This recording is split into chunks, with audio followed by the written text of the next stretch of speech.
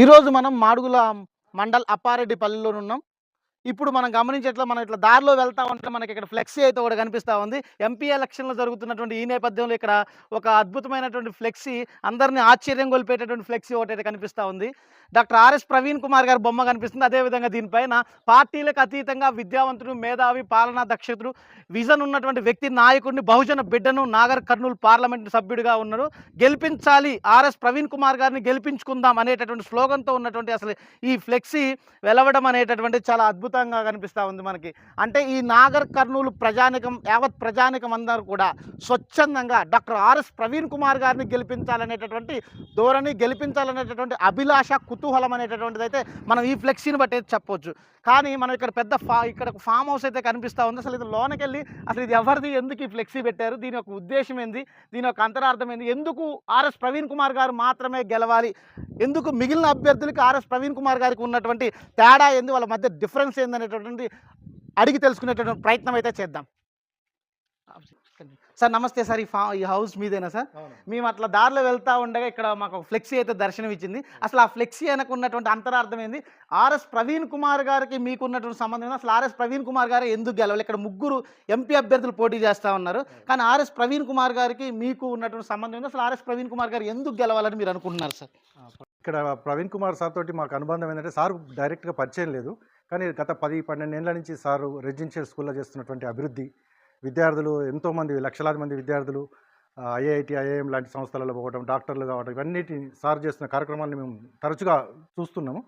ఆయన పద్ధతిలోనే మా గ్రామంలో కూడా మేము కొన్ని కార్యక్రమాలు స్టార్ట్ చేసినాము. ఉదాహరణకు సావిత్రిబాయి పూలే విజ్ఞాన కేంద్రం అని ఏర్పాటు చేసినాము. సర్దార్ సర్వాయి పపన్న ఫిట్నెస్ క్లబ్ అని స్టార్ట్ చేసినాము. అంటే అదేవిధంగా Konda Lakshman Bapuji skill development centre, ఇవన్నీ కూడా సార్ తోటి ఇన్స్పైర్ అయ్యి చేస్తున్న కార్యక్రమాలే.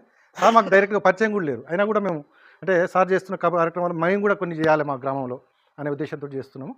దానిలో భాగంగా ఏమైందంటే, గత ఎంపీ ఎలక్షన్లో సారు బీఎస్పీలో ఉన్నప్పుడు టీఆర్ఎస్తో పొత్తు పెట్టుకుంటున్నదని తెలిసిన తర్వాత మేము ఆ రోజే సార్కి, అంటే మేము డైరెక్ట్ పార్టీ కాకపోయినా కూడా పార్టీలకు అతీతంగా సార్కి మద్దతు తెలపాలనే ఉద్దేశంతో ఇది ఏర్పాటు చేయమైంది. ఆ రోజు సార్ని ఇక్కడికి ఇన్వైట్ చేసినాం. అంటే మా కామన్ ఫ్రెండ్ ద్వారా సార్కి మా గురించి తెలిసింది, ఇక్కడ మేము చేస్తున్న కార్యక్రమాల గురించి.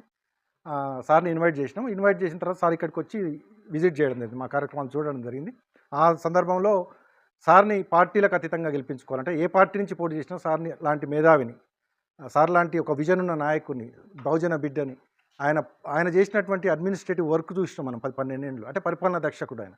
అలాంటి వ్యక్తిని గెలిపించుకోవాలనే ఉద్దేశంతో మనమందరం, అంటే రకరకాల పార్టీలలో అభిమానులు ఉన్నాం, అందరం కలిసి ఆయనకు మద్దతు ఇద్దామని పార్టీలకు అతీతంగాని మేము ఆర్ఎస్పీ సపోర్టర్స్ పేరు మీద, అంటే పార్టీకి పార్టీకి సంబంధం లేకుండా అన్ని పార్టీల్లోని ఆర్ఎస్పీ సపోర్టర్స్ కలిపి. సార్ అయితే ఈ భావన మీ ఒక్కరిలోనే కనిపిస్తూ ఉందా, లేకపోతే మీరు ప్రజల్లోనికి వెళ్తూ ఉన్నప్పుడు మీరు ప్రజల యొక్క భావాలను కూడా మీరు గమనించినప్పుడు వాళ్ళలో కూడా ఇటువంటి ఒక ఇన్స్పిరేషన్ అయితే కనిపిస్తూ ఉందా? అంటే మొదలు మేము స్టార్ట్ చేసినాం, చేసిన తర్వాత చాలామంది ఇట్లా మాలాంటి వాళ్ళు ఉన్నారనే సంగతి మేము స్టార్ట్ చేసినాక మాకు తెలుసు.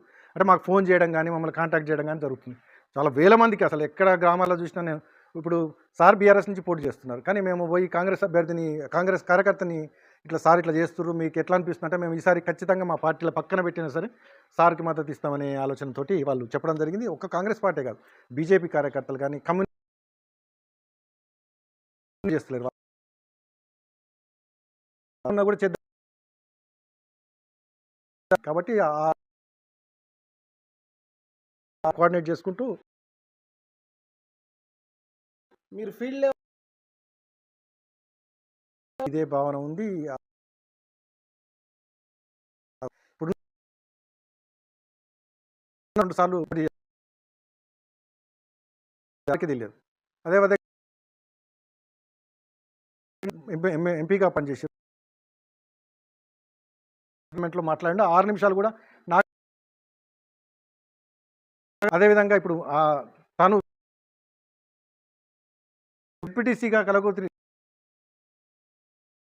ఆయనకే క్లారిటీ లేదు. కాబట్టి ఆయన గతంలో ఆయన మిస్సింగ్ అని చెప్పి పోలీస్ స్టేషన్లో కూడా కేసు పెట్టారు, మా జెడ్పీటీసీ మిస్సింగ్ అని 2 ఏళ్ల వరకు. సో అలాంటి వ్యక్తులు ఉన్న ఈ నాగర్ కర్నూలు అభ్యర్థిలో, అంటే ఈ పోటీ పడుతున్న ఈ సందర్భంలో ఒక్క ప్రవీణ్ కుమార్ సారే సరైన వ్యక్తి అని ప్రజలందరూ భావిస్తారు. వాళ్ళ సొంత పార్టీ క్యాడర్ కూడా భావిస్తుంది, మిగతా పార్టీలకు సంబంధించి.